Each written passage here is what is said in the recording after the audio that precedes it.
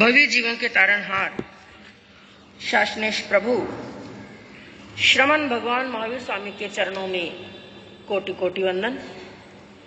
दीन दुखियों के मसीहा, करुणा के सागर, परम पूज्य गुरुदेव श्रमण सूर्य मर्दर केसरी श्री मिश्री मिलजी महाराज साहब के चरणों में कोटि कोटि वंदन।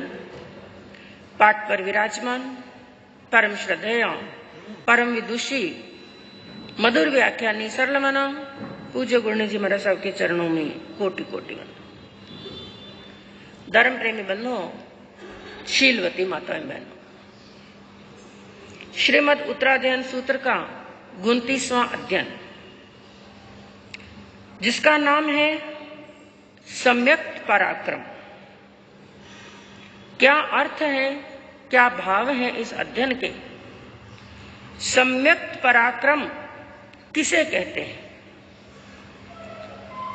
जिसे जानने के लिए, जिसे समझने के लिए गहन चिंतन की आवश्यकता है। तो सम्यक पराक्रम कहा गया कि हमारा जीव आत्मा अनादि काल से इस संसार चक्र के अंदर चार गति के अंदर परिभ्रमण कर रहा है और यह अलग अलग गतियों के अंदर जाता है, अलग अलग स्थान पर जाता है और जिस स्थान पर जाता है वहां पर कई रिश्ते बनते हैं, कई प्रकार की जान पहचान बनती है और यह जीव आत्मा जिस स्थान पर जाता है वहां के जो वेग हैं, वहां के जो संस्कार हैं, यानी जिस स्थान पर भी गया वहां के उस स्थान के संस्कारों को क्या ले लेता है? साथ में। तो उन संस्कारों को साथ में लेता है और संस्कारों के कारण से कई प्रकार के कर्मों का बंध आत्मा के साथ में होता रहता है। क्योंकि आज जो हमारी आत्मा के साथ में कर्म बंधे हुए हैं वो कोई इसी जन्म के नहीं हैं, लाखों और करोड़ों जन्म के भी हो सकते हैं। क्योंकि प्रभु ने क्या फरमाया, आज का बांधा हुआ मोहनीय कर्म यदि उसकी उत्कृष्ट स्थिति बंधे तो कितने भवों के बाद में और कितने सागरोपमों के बाद में उदय में आ सकता है? 70 कोड़ा कोड़ी सागरोपम की स्थिति, 70 कोड़ा कोड़ी सागरोपम के अंदर कभी भी उदय में आ सकता है। तो हमारी आत्मा के साथ में, एक जीव आत्मा के साथ में जहां जहां पर जाता है उन संस्कारों से संस्कारित हो जाता है और उन संस्कारों के कारण से कर्मों का बंध होता है और उन संस्कारों के कारण से आत्मा कई प्रकार के वेग के धाराओं के अंदर बह जाता है। जैसे कभी वो क्रोध की वेग धारा में बहता है, कभी वो मान की वेग धारा में बहता है, कभी लोभ और माया की वेग धारा में बहता है, कभी वो राग में आता है और कई बार वो द्वेष में आ जाता है। तो ऐसे ऐसे वेग उसके साथ में जुड़ जाते हैं और उन वेग के साथ में आत्मा बाधित हो जाता है, बंध जाता है और उसी वेग के कारण से वैसे ही कर्मों का बंध होता है और जैसे कर्मों का बंध होता है वापस उसको वैसी ही गति प्राप्त होती है। अब उसके बाद में जैसी उसको गति प्राप्त हुई, जैसा उसको स्थान प्राप्त हुआ, वहां पर वैसे ही जिन कर्मों का बंध उसने किया वैसे ही कर्म क्या आते हैं? उदय में आते हैं। तो कर्म जब उदय में आते हैं, कई प्रकार के दुख और सुख उदय में आते हैं, तो उस भव के अंदर वो आत्मा क्या करता है? भौतिक सुखों को प्राप्त करने के लिए उन वेगों के अंदर बहता हुआ संसारिक सुखों को प्राप्त करने के लिए पुरुषार्थ करता है। क्या करता है? ध्यान से समझने का प्रयास करना, ये सम्यक पराक्रम है क्या? तो एक मनुष्य संसार के सुखों को प्राप्त करने के लिए, धन को प्राप्त करने के लिए और वैभव को प्राप्त करने के लिए, घर को प्राप्त करने के लिए, संसार के जितने भी सुख बताए गए हैं उन सुखों को प्राप्त करने के लिए वो क्या करता है? पुरुषार्थ करता है। पुरुषार्थ यानी मेहनत करता है, परिश्रम करता है और श्रम करता है, अपने शरीर की शक्ति लगाता है। लेकिन ऐसा पुरुषार्थ करने के बाद में भौतिक साधन उसे प्राप्त भी हो जाते हैं, इंद्रियों के सुख उसे प्राप्त भी हो जाते हैं, लेकिन प्राप्त होने के बाद में जैसे जैसे सुख प्राप्त होते हैं वैसा वैसा वापिस वो उनके अंदर आबद्ध होता चला जाता है, डूबता चला जाता है। यानी जितना भी ये पुरुषार्थ उसने किया वो संसार को बढ़ाने का कार्य बनता है। क्या बताया? जितना भी पुरुषार्थ किया, मेहनत तो उसने की, लेकिन मेहनत ऐसी की, इस मेहनत के द्वारा उसने किसको बढ़ा लिया? संसार को, और ज्यादा संसार को बढ़ा लिया।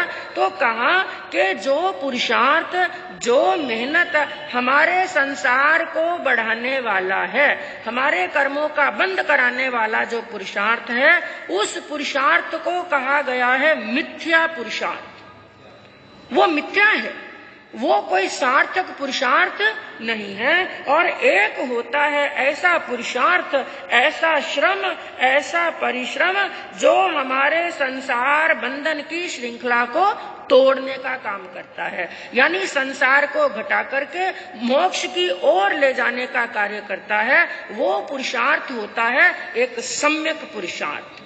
क्योंकि सम्यक का आपको अर्थ बताया गया, सीधा साधा अर्थ होता है सम्यक का मतलब सही।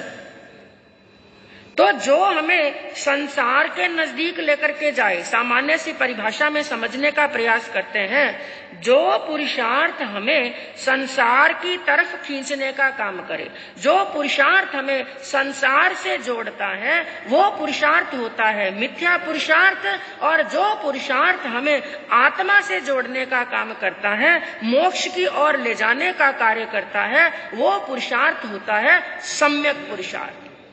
पुरुषार्थ एक गृहस्थ भी करता है, एक मजदूर भी करता है, और पुरुषार्थ एक संत भी करता है। और गृहस्थ यदि आसक्ति में डूब करके जो पुरुषार्थ कर रहा है, उसका पुरुषार्थ मिथ्या पुरुषार्थ है, क्योंकि वो पुरुषार्थ उसे संसार की तरफ खींच रहा है। और जो एक संत का पुरुषार्थ है, उसका पुरुषार्थ सम्यक है, क्योंकि धीरे धीरे संसार से वो क्या हो रहा है?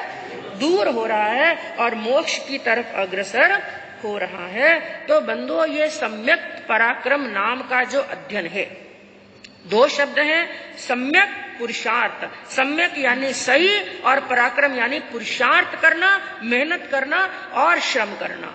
यानी ऐसा कार्य इसके अंदर बताया गया है, ऐसी बातें इस अध्ययन के अंदर बताई गई हैं। यदि साधक उन चीजों के अंदर पराक्रम करता है तो वो अपने मोक्ष को नजदीक कर सकता है।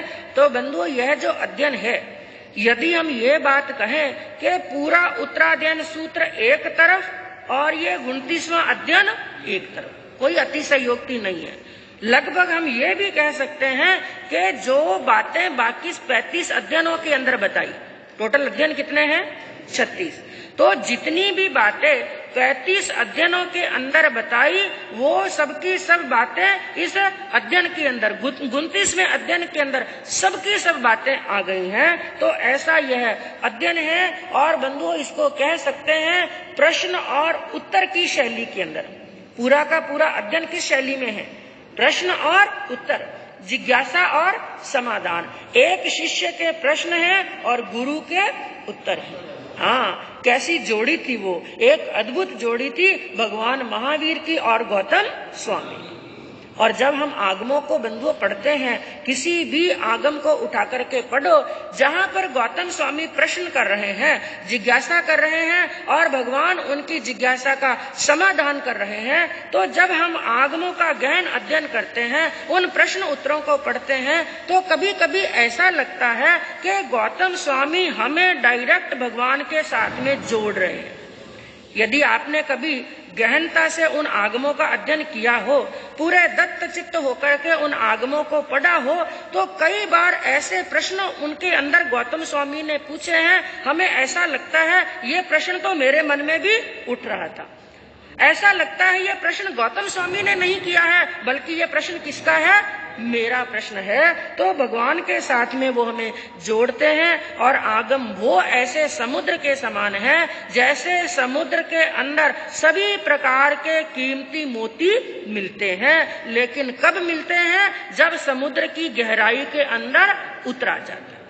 तो आगम भी एक ऐसे ही समुद्र के समान है जिसके अंदर कल्याण के सभी सूत्र प्रभु ने बता दिए हैं, लेकिन वो कब प्राप्त होंगे? जब हम आगमों की गहराई के अंदर उतरने का प्रयास करेंगे। तो सबसे पहले 4 लाइनों के अंदर हम समझने का प्रयास करते हैं कि इस अध्ययन का सार क्या है। तो क्या कहा? सम्यक्त के कुछ सूत्र हैं जो वीर प्रभु ने दे दिए।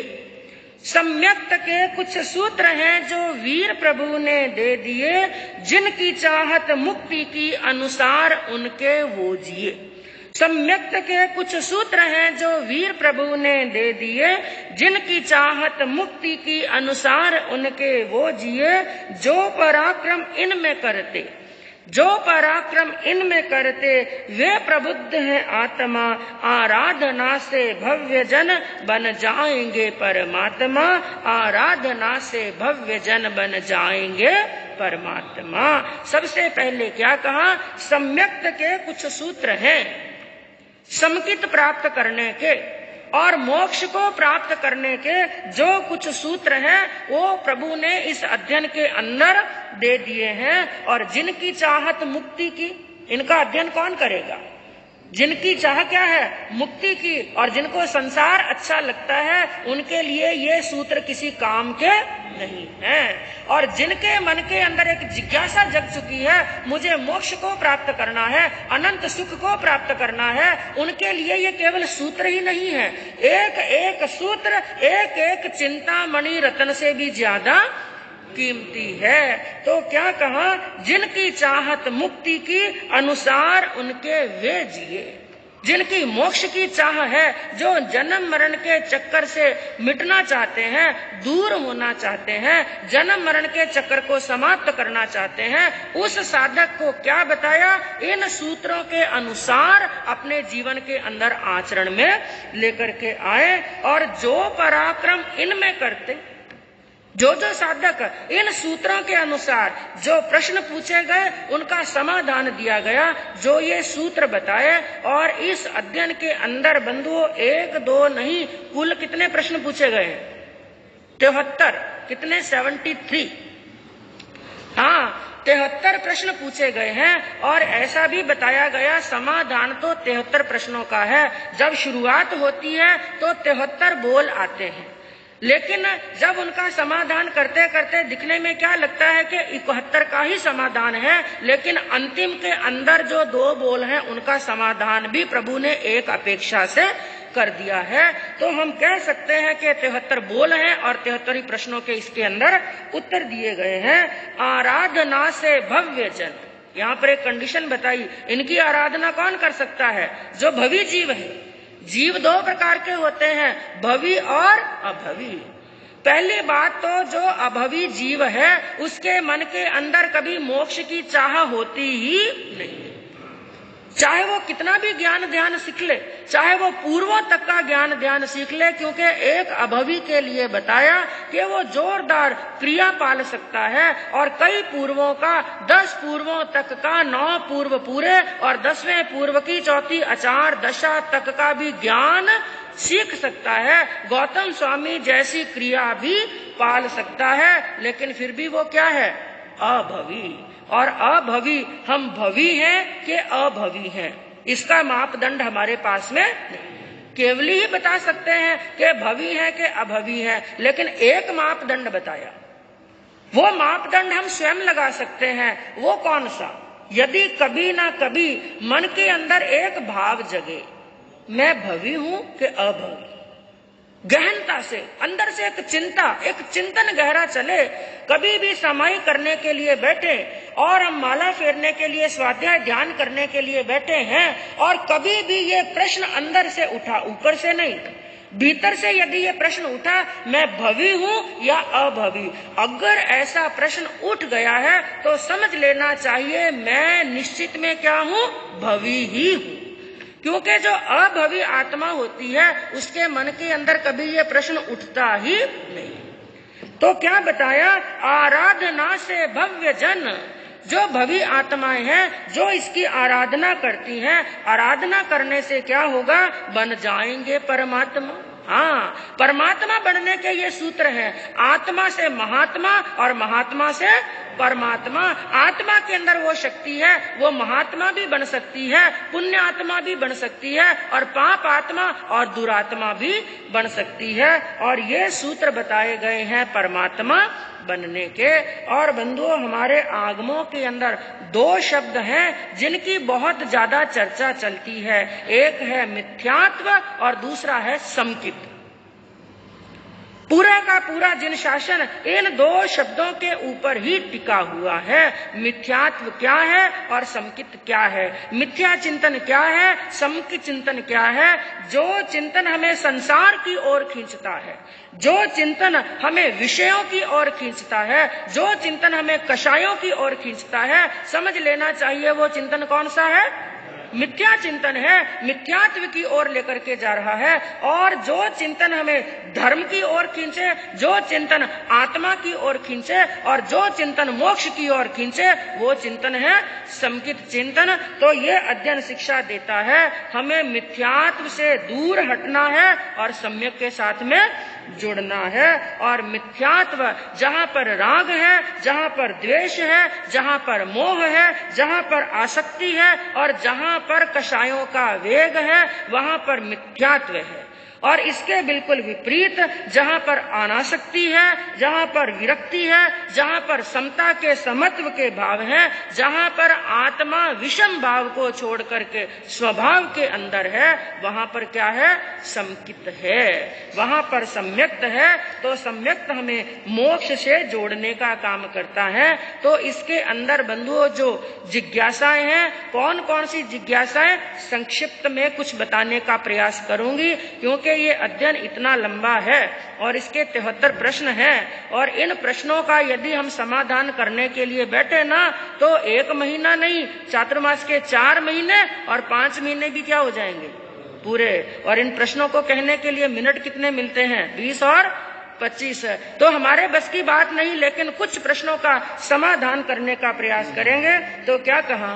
वीर प्रभु की अंतिम वाणी, वीर प्रभु की अंतिम वाणी, सुन लो और सुना लो, जीवन धन्य बना लो, जीवन धन्य बना लो। श्रेष्ठ धर्म श्रद्धा से साधक संवेग भाव में सजता, क्लिष्ट कषाय को क्षय करके कर्म बंध नहीं करता, दर्शन आराधक बन करके, दर्शन आराधक बन करके शीघ्र परम पद पालो, जीवन सफल बना लो, जीवन सफल बना। भव्य वेद जब जागृत होता, विषय भोग न रमता, आरंभ को तज देने से वे भव पथ का दन करता, जन्म मरण का मार्ग छोड़ कर, जन्म मरण का मार्ग छोड़ के शिव पथ को अपना लो, जीवन धन्य बना लो, जीवन सफल बना लो। तो सबसे पहले कहा गया है, सबसे पहला प्रश्न पूछा गया है कि हे भगवान, संवेग से जीव को किस चीज की प्राप्ति होती है? सबसे पहला प्रश्न पूछा संवेग। क्यों पूछा संवेग का प्रश्न? कल आपके सामने प्रसंग चला था। मोक्ष के कितने मार्ग बताए गए? 4। कौन कौन से? सम्यक ज्ञान, सम्यक दर्शन, सम्यक चारित्र और सम्यक तप। और इन चार में बताया गया सबसे पहले प्राप्ति किसकी होती है? हाँ, सम्यक दर्शन की। यानी दर्शन सम्यक होना, सबसे पहले जिन शासन के प्रति, जिनेन्द्र देव के बताए हुए धर्म के प्रति श्रद्धा होना, विश्वास होना। क्योंकि जब हमें धर्म के प्रति श्रद्धा होगी ना, तो जो जन्म जन्मांतर से वेग चल रहे हैं, कौन से वेग चल रहे थे? कषाय के वेग चल रहे थे। वेग का मतलब होता है बहना। एक नदी बहती है, उसी प्रकार हमारी भावधारा भी बहती है। तो जो अनादि काल से हमारी भावधारा का वेग चल रहा था, वो किसकी तरफ चल रहा था? संसार की तरफ। क्योंकि कषायों का वेग है, राग द्वेष का वेग है, ये सबके सब वेग किसकी ओर लेकर के जाते हैं? संसार की। तो यहाँ पर जब हमारी श्रद्धा सम्यक हो जाती है, यानी जिन शासन के प्रति श्रद्धा पक्की हो जाती है, तो जो वेग का प्रवाह था वो बदल जाता है, वो अपने रास्ते को बदल लेता है। कैसे? वो संसार के रास्ते को छोड़ करके कौन सा रास्ता ले लेता है? हाँ, धर्म की श्रद्धा हुई। जब धर्म की श्रद्धा हुई तो मन में क्या विचार आता है? ये संसार मेरा रास्ता नहीं है, यानी वेग बदल गया। तो जैसे ही वेग बदला, तो वेग कौन सा बन गया? वो सामान्य वेग ना रह करके आगे एक शब्द लग गया, कौन सा? सम। हाँ, समवेग। सम यानी अच्छा, अच्छा वेग, सही वेग, बिल्कुल लक्ष्य की तरफ लेकर के जाने वाला वेग।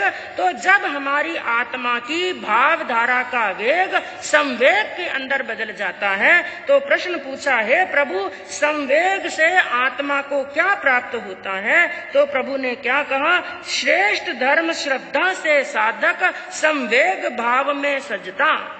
जब धर्म के प्रति सच्ची श्रद्धा होती है तो संवेग प्राप्त होता है। ये दोनों एक दूसरे के अनुसार चलते हैं। जब धर्म श्रद्धा होती है तो संवेग होता है, जब संवेग होता है तो धर्म के प्रति श्रद्धा होती है। और जैसे ही संवेग हुआ तो संवेग का फल क्या होता है? जो हमारी आत्मा के अंदर कलिष्ट कषायें थी, और कलिष्ट कषाय कौन सी? अनंतानुबंधी क्रोध, मान, माया और लोभ। कषाय की चौकड़ी बताई गई, जिसमें सबसे घटिया हम यदि कह सकते हैं वो है अनंतानुबंधी, यानी कभी भी क्षमा याचना करने की भावना आती ही नहीं है। और जब तक अनंतानुबंधी कषाय रहेगी, आत्मा मिथ्यात्व को छोड़ने वाली नहीं। लेकिन समकित के अंदर आए, इसका मतलब जो अनंतानुबंधी क्रोध, मान, माया, लोभ था, उसका क्या कर दिया? क्षय कर दिया। तो संवेग प्राप्त होने से अनंतानुबंधी कषाय का जो वेग होता है वो क्षय हो जाता है, और अनंतानुबंधी कषाय कम हुआ तो कर्म बंध भी क्या हो जाता है? कम हो जाता है। कर्म बंध नहीं करता, वो ऐसे क्लिष्ट कर्मों का बंध नहीं करता है। और जैसे ही कर्मों का बंध कम हुआ, कषाय का वेग कम हुआ, तो आत्मा क्या बन जाता है? दर्शन आराधक बन करके वो दर्शन को प्राप्त कर लेता है, यानी समकित को प्राप्त कर लेता है। और समकित को प्राप्त करने वाला जगन्य उसी भव के अंदर, क्योंकि समकित भी कई प्रकार की बताई गई, जिसके अंदर एक आती है क्षायिक समकित। यदि एक आत्मा ने समकित प्राप्त की और क्षायिक समकित प्राप्त कर ली, तो कम से कम तो उसी भव के अंदर, और ज्यादा से ज्यादा तीसरे भव के अंदर क्या चला जाता है? मोक्ष में चला जाता है। तो संवेग का फल होता है धर्म श्रद्धा के अंदर स्थिर होना। और दूसरा प्रश्न पूछा गया है प्रभु, निर्वेद। निर्वेद जब होता है, निर्वेद से जीव को क्या प्राप्त होता है? तो उसके अंदर प्रभु ने क्या फरमाया? निर्वेद, ये दो शब्दों से मिलकर के बना है। वेद किसे कहते हैं और वेद कितने प्रकार के हैं? 3 प्रकार के। कौन कौन से? बहनों को यदि मालूम हो तो बोल करके बताएं। 3 वेद, स्त्री वेद, पुरुष वेद, नपुंसक वेद। सामान्यतया ये कहा जाता है स्त्री होना स्त्री वेद है, पुरुष होना पुरुष वेद है, और नपुंसक होना नपुंसक वेद। नहीं, ये 3 वेद बताए। स्त्री होना स्त्री वेद नहीं है। वेद शब्द का हमें अर्थ समझना है। वेद किसे कहते हैं? वेद का मतलब होता है वेदना, भोगना, यानी एक पुरुष के मन के अंदर स्त्री के साथ में भोग भोगने की भावना आए, वो होता है वेद। यानी स्त्री वेद, स्त्री के प्रति भावना आए तो स्त्री वेद, पुरुष के प्रति भावना आए तो पुरुष वेद। और जो नपुंसक होता है उसके मन में स्त्री और पुरुष दोनों के साथ में भोग भोगने की भावना होती है, वो वेद कौन सा है? नपुंसक वेद। लेकिन जब सबसे पहले संवेग हुआ, सबसे पहला प्रश्न कौन सा पूछा? संवेग। संवेग हुआ, संवेग के कारण से धर्म में क्या होगी? श्रद्धा। और जब धर्म के अंदर श्रद्धा होती है तो ना स्त्री वेद जागृत होता है ना पुरुष वेद, क्योंकि वो आत्मा क्या जान लेती है, ये जितने भी काम भोग हैं ये मुझे दुख देने वाले हैं, तो वो आत्मा इन भोगों से निवृत्त हो जाता है। तो कहा कि निर्वेद का अर्थ क्या होता है? संसार के प्रति जो आसक्ति की, भोगों के प्रति जो आसक्ति की भावना है वो खत्म होने लगती है और वो वेदांत हो जाता है। क्या हो जाता है? वेदांत, यानी वेद का अंत हो जाता है। और तीसरा प्रश्न पूछा गया कि हे प्रभु, धर्म पर श्रद्धा होने से जीव को क्या प्राप्त होता है? और अभी आपको बताया संवेग से धर्म श्रद्धा होती है और धर्म श्रद्धा से क्या होता है? संवेग। यानी धर्म श्रद्धा होने से जीव को संवेग की प्राप्ति होती है, यानी मिथ्यात्व की विशुद्धि, मिथ्यात्व दूर हटता है और समकित का प्रकाश आत्मा के अंदर हो जाता है। और चौथा प्रश्न पूछा गया कि हे प्रभु, शुश्रूषा करने से जीव को क्या प्राप्त होता है? और शुश्रूषा किसे कहते हैं? सेवा करना, गुरु की सेवा करना। और कल भी यही खलुंकीय अध्ययन के अंदर यही प्रसंग चला था। सेवा कौन कर सकता है? जिसके मन के अंदर बड़ों के प्रति क्या है? विनय है।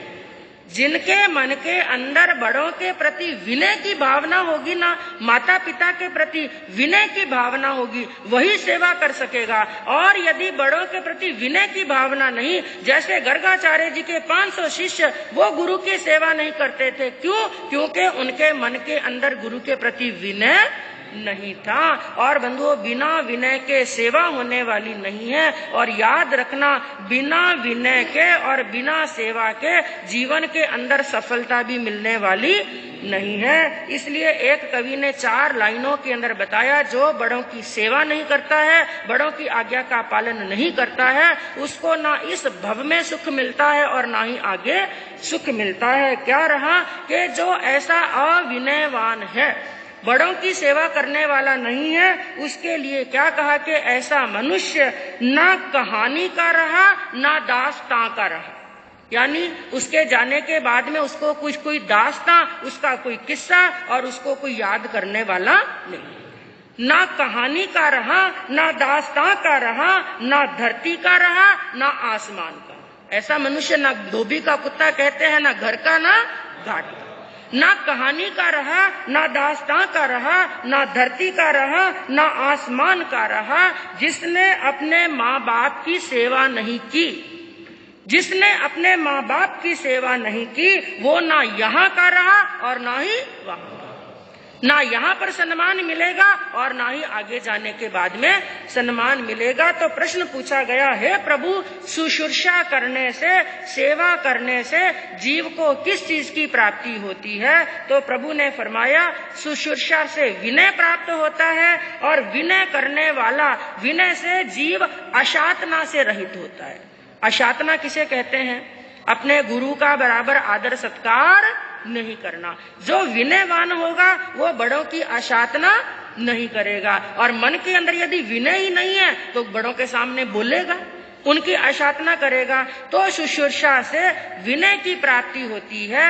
विनय से जीव अशातना से रहित होता है और अशातना से रहित होने वाला जीव दुर्गतियों का निरोध कर देता है, यानी दुर्गतियों के मार्ग बंद कर देता है। और दुर्गतियों के मार्ग बंद करने के बाद में मोक्ष का मार्ग खोल देता है। और अगला प्रश्न पूछा गया, हे प्रभु, आलोयनम बनते जीवे किम जनियई। आलोचना करने से, यानी खुद से कोई गलती हुई और उसकी गलती की हमें क्या करनी चाहिए? आलोचना। प्रतिगमन क्या है? एक तरह से आलोचना ही है। आलोचना करने से जीव को किस चीज की प्राप्ति होती है? तो प्रभु ने फरमाया आलोचना करने से सबसे पहले तो 3 प्रकार के शल्य से रहित होता है। और 3 प्रकार के शल्य कौन से? माया शल्य, निदान शल्य और मिथ्या दर्शन शल्य।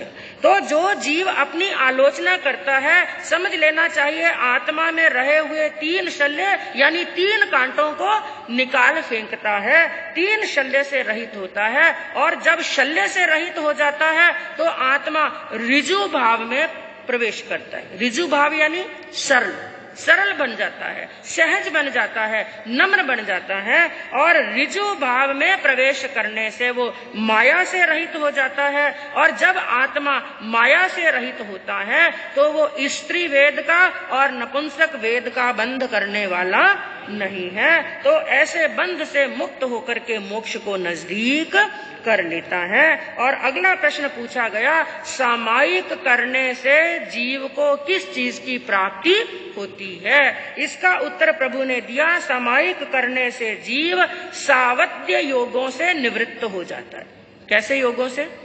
सावध्य, एक होते हैं सावध्य योग, एक होते हैं निर्वध्य योग। सावध्य योग जो कर्म का बंध कराने वाले हैं, सामायिक जिस समय करते हैं उस समय हम सभी सावध्य योगों का क्या कर देते हैं? त्याग। और सावध्य योग होंगे नहीं तो कर्मों का बंध होगा नहीं। तो सामायिक करने से सावध्य योगों का त्याग करता है। अगला प्रश्न पूछा गया, तीर्थंकर स्तुति करने से।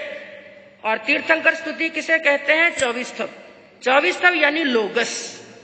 तो लोगस का पाठ करने से जीव को किस चीज की प्राप्ति होती है? तो प्रभु ने उसका समाधान किया कि तीर्थंकर की स्तुति करने से हमारी समकित शुद्ध होती है। क्या शुद्ध होती है?